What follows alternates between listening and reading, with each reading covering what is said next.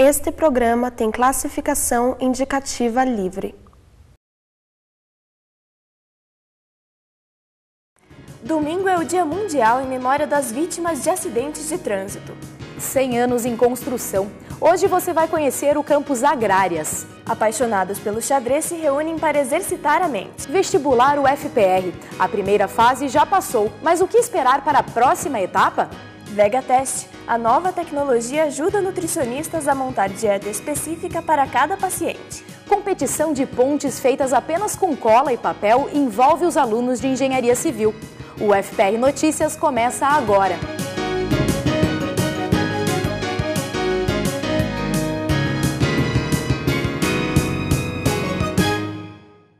No Dia Mundial de Memória às Vítimas de Acidentes de Trânsito, quem passou pela Boca Maldita pôde deixar mensagens aos amigos e familiares das vítimas.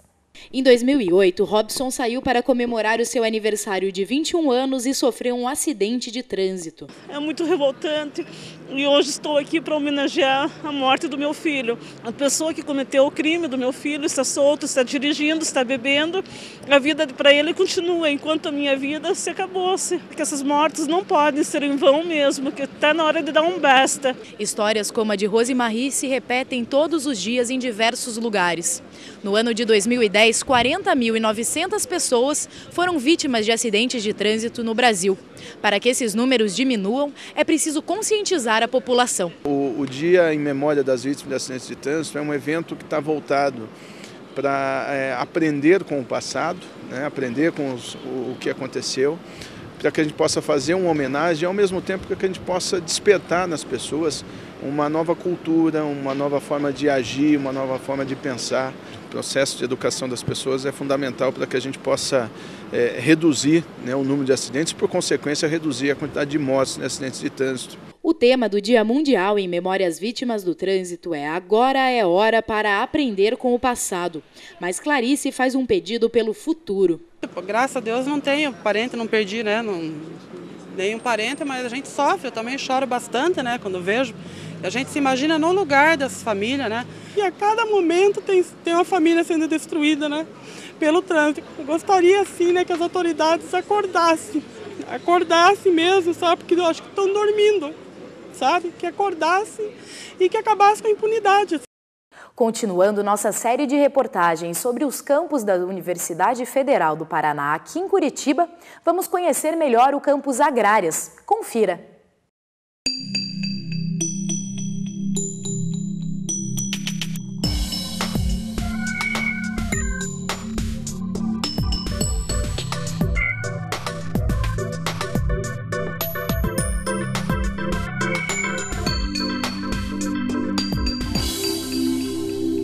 O curso de agronomia é um dos mais antigos da UFPR, criado em 1915. A primeira sede ficava na rua Ébano Pereira, no antigo Ginásio Paranaense, e em 1927 os alunos foram transferidos para o prédio histórico da Santos Andrade. Mas a universidade não parou de crescer e as instalações logo ficaram pequenas para abrigar todos os estudantes. Por isso, em 1940, o curso de agronomia ganha uma nova sede, o edifício Carlos Cavalcante, no Juvevê. Na década de 30, o interventor no estado, Manuel Rivas, ele mandou fazer 2 prédios iguais.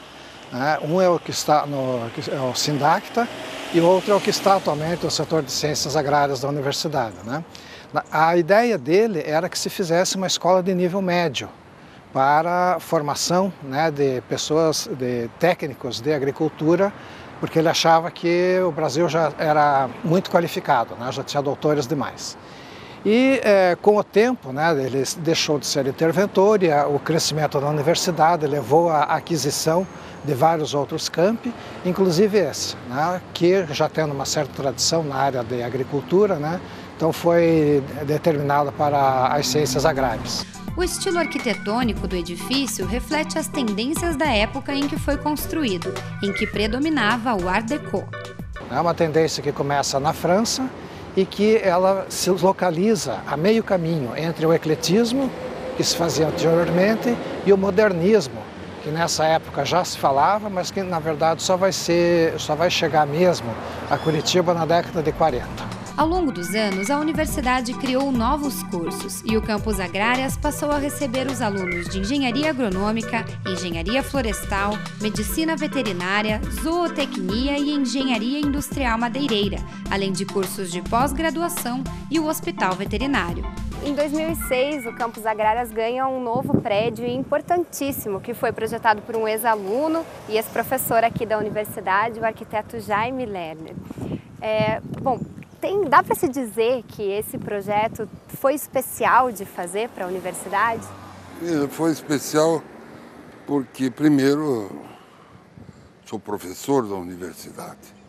Segundo, porque esse foi um dos projetos que a equipe jovem que me acompanha é um dos primeiros projetos que nós fizemos com essa equipe jovem. E a ideia era fazer um espaço um pouco diferente daquelas coisas muito formais, né? É um núcleo de concurso, mas as pessoas que ficam aí têm que se sentir bem. Então foi essa a ideia desse prédio. O prédio, ele não aparenta uma coisa formal, o prédio tem estrutura de madeira, mas ao mesmo tempo ele é generoso em espaços. E eu fiquei muito feliz porque talvez foi o primeiro projeto concluído pela turma mais nova que me acompanha no escritório. Toda a arquitetura nossa procura ser, além de sustentável, porque eu também entendo que a sustentabilidade é uma equação entre aquilo que você poupa e aquilo que você desperdiça. Então, ser uma construção simples e não desperdice é também sustentável. E aproveitar materiais como materiais que eram postes de madeira e foram reciclados, postes tratados e foram reciclados, tudo isso tem essa conotação.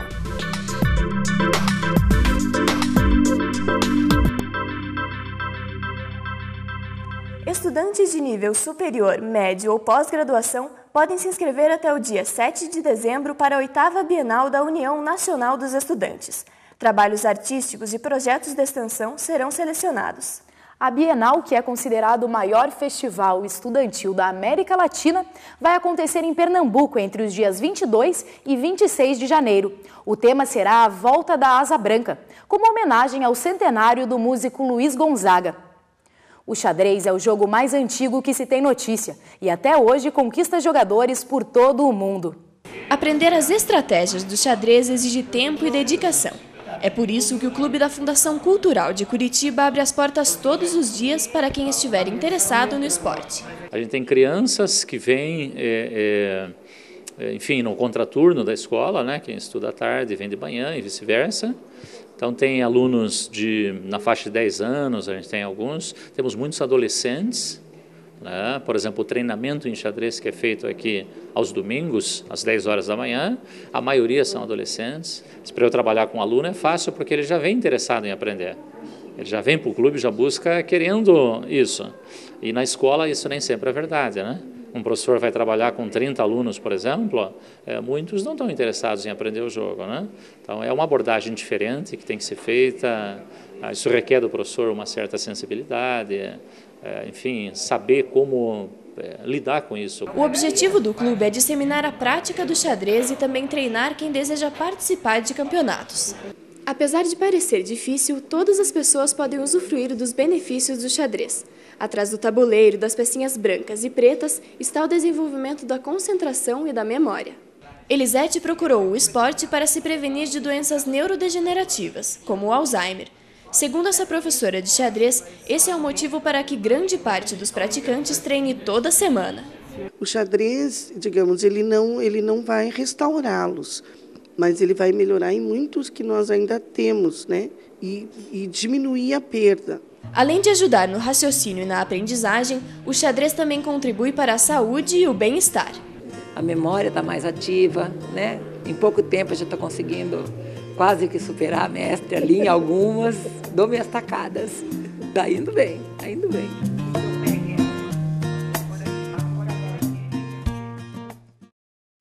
Confira agora o que aconteceu na UFPR esta semana.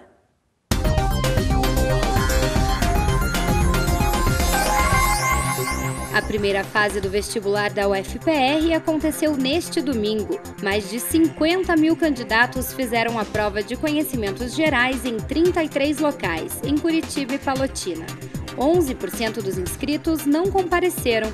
Segundo a organização do concurso, as provas ocorreram sem grandes problemas. Na segunda-feira, a Comissão Nacional da Verdade se reuniu com diversas entidades civis no Teatro da Reitoria para implantar oficialmente a Comissão de Resgate da Memória, Verdade e Justiça da UFPR. Na ocasião, a UFPR também assinou um termo de compromisso para investigar os casos de violação dos direitos humanos durante a ditadura no Paraná.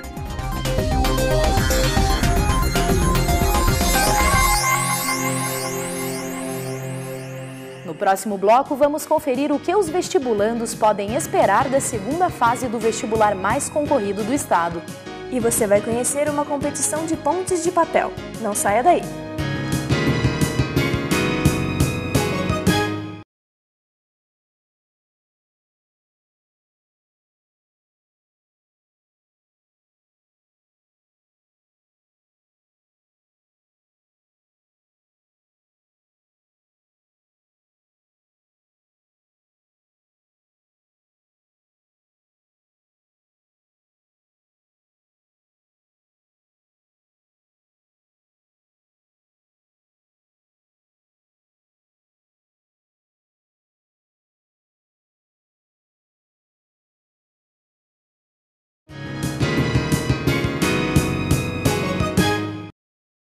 Mais de 44 mil candidatos participaram da primeira fase do vestibular da UFPR no último domingo.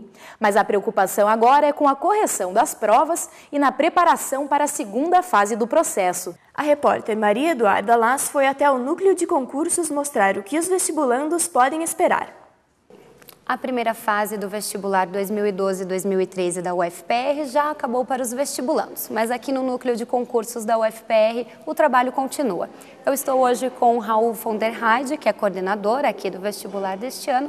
Raul, apesar da prova da primeira fase ter sido tranquila em termos operacionais, não houveram grandes problemas, pelo menos 4 questões foram contestadas pelos vestibulandos e os cursinhos de uma forma geral. De que forma o núcleo de concursos vai agir nesse sentido? Bom, o núcleo de concursos abre um período de 48 horas para recursos dos vestibulandos.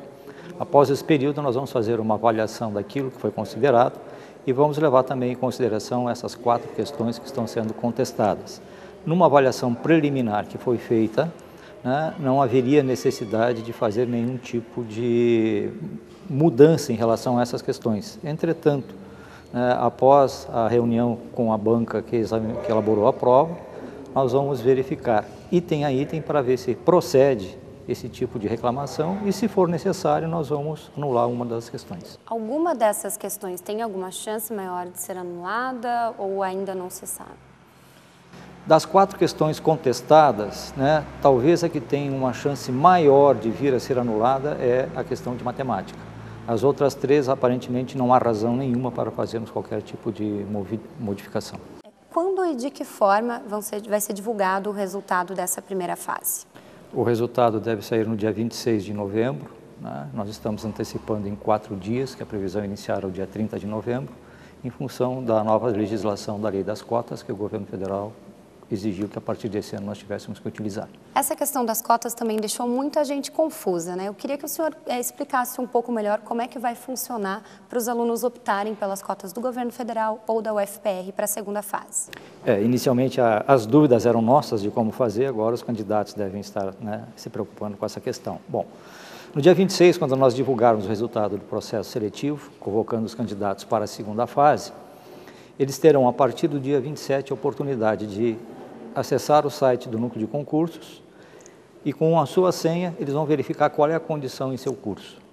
Então, eles poderão optar em ficar na situação que eles estão atualmente inscritos ou migrar, se for o caso, para uma das modalidades do sistema do governo federal.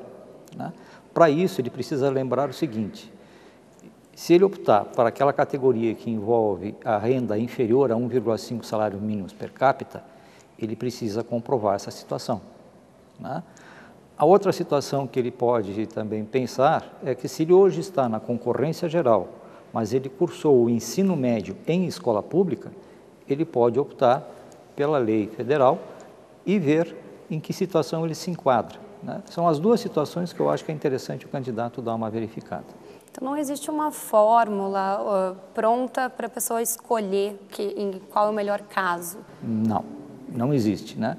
O que nós tivemos que fazer foi inserir esses 12,5% de cotas dentro dos 40% que a universidade já tinha, e o candidato agora, de posse destas informações, ele vai ter que verificar, é vantajoso para mim migrar ou ficar onde estou, né?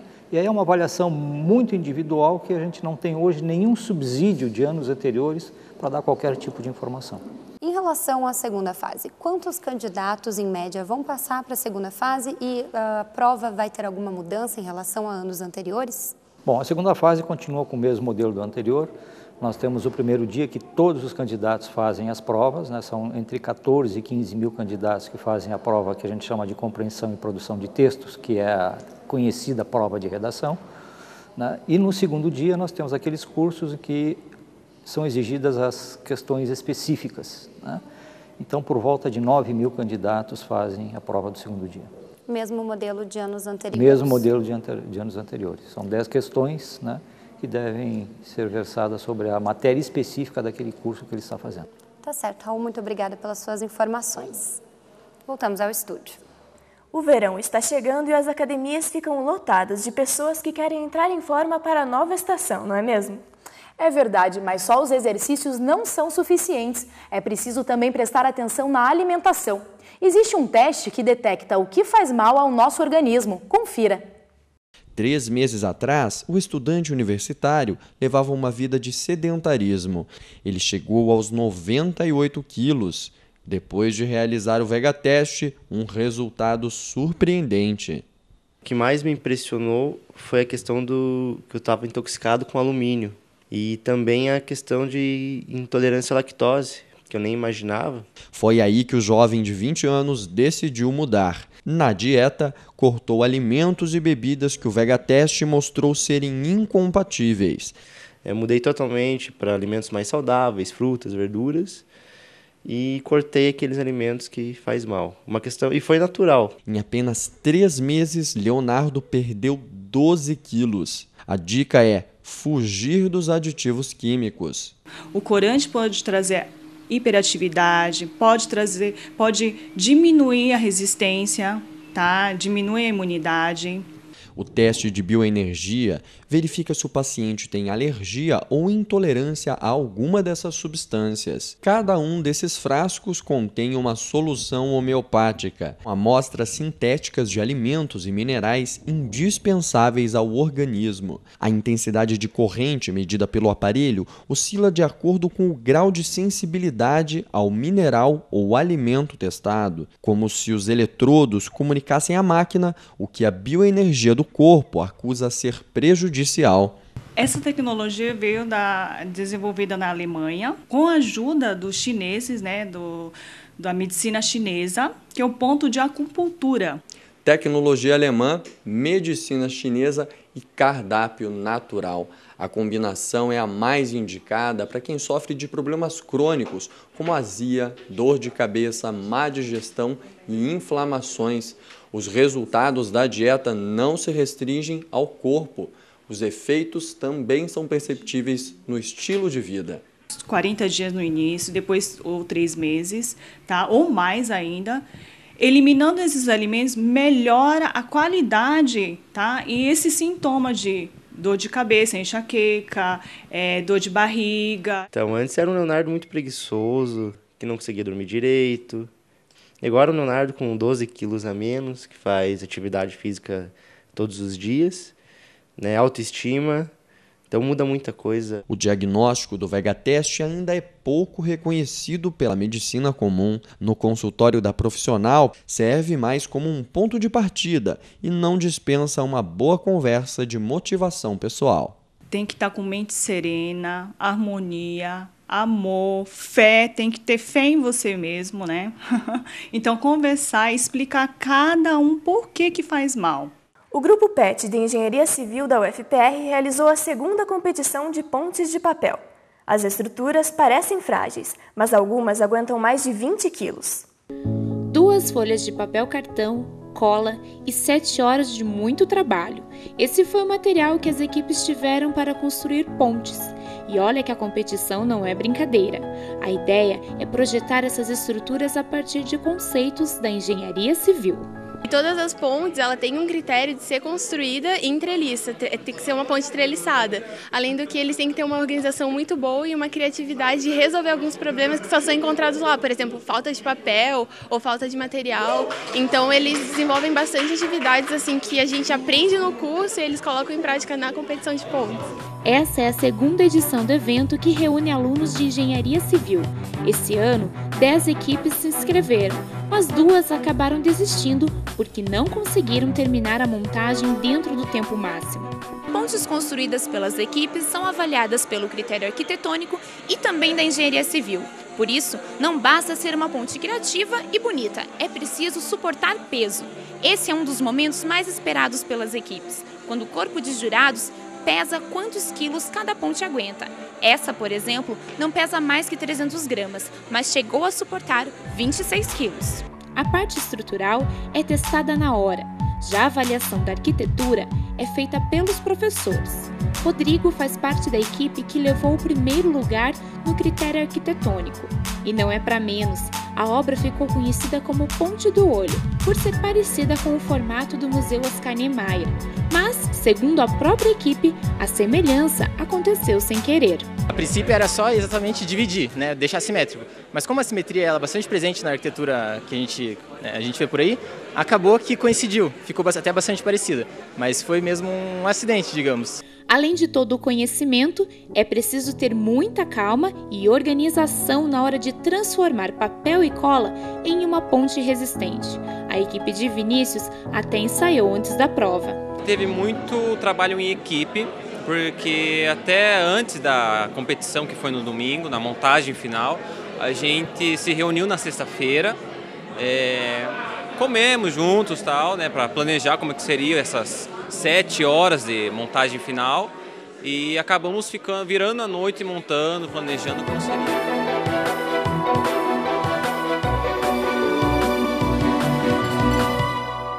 Confira agora os destaques culturais da semana.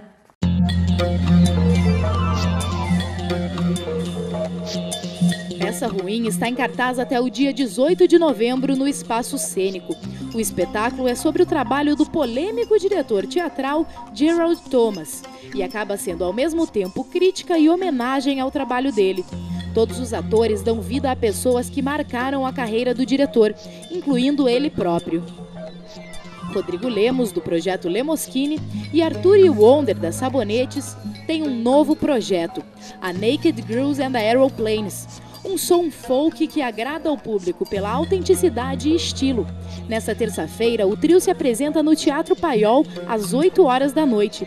Vale a pena conferir o trabalho. Até o dia 21 de novembro acontece a BR1 Skate Film Festival, na Cinemateca de Curitiba. Os filmes levam a ousadia do skate para as telas de cinema. E segundo os idealizadores do festival, o objetivo é emoldurar manobras na mítica velocidade dos 24 quadros por segundo. O UFPR Notícias fica por aqui. Outras informações você confere no nosso site. Uma boa semana e até sexta-feira que vem. Até mais. Tchau.